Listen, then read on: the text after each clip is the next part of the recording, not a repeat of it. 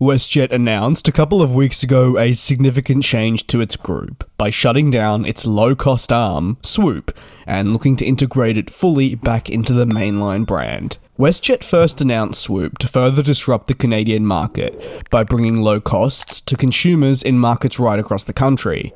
It was also a direct response to the continued rise of low-cost carriers in the scene, with new airlines emerging seemingly every single month.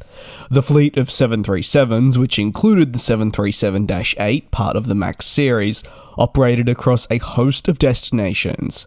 However, by the end of 2023, it'll be fully integrated into the operations at WestJet, the mainline carrier.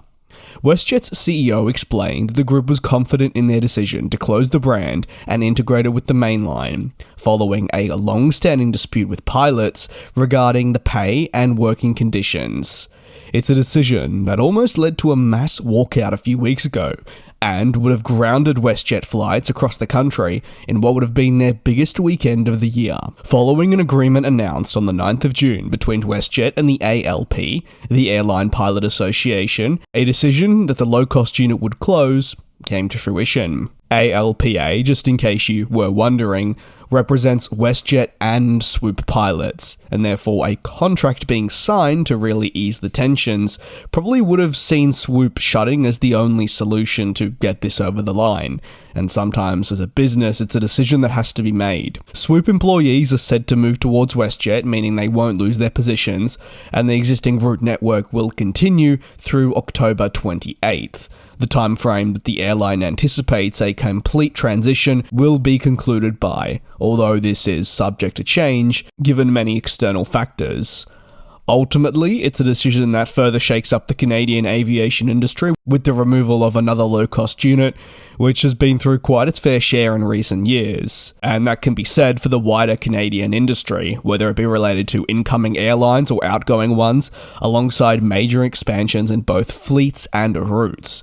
There's been a lot happening there that's been interesting to document. Swoop will at least live on in some form through WestJet, as they'll integrate the company, including its staff. But how the route network from Swoop is adopted by WestJet remains to be seen. No doubt further scheduling announcements will be made as the integration becomes complete. At the very least for WestJet, it should be a pretty seamless transition, given these planes are pretty optimal already for WestJet operations and Swoop was already part of the wider group. It's just formalities that need to be tied through, and WestJet understanding what they're going to be doing with this staff and the aircraft that they will once again acquire for their main line. What are your thoughts on Swoop closing? It didn't have the longest run in the aviation industry, but while it was active, do you believe it achieved its goal? Disrupting the low-cost market, being WestJet's solution to the rising growth of low-cost carriers in the sector. Let me know down below in the comments. Thank you very much for watching. Take care and be safe, and I'll see you next time.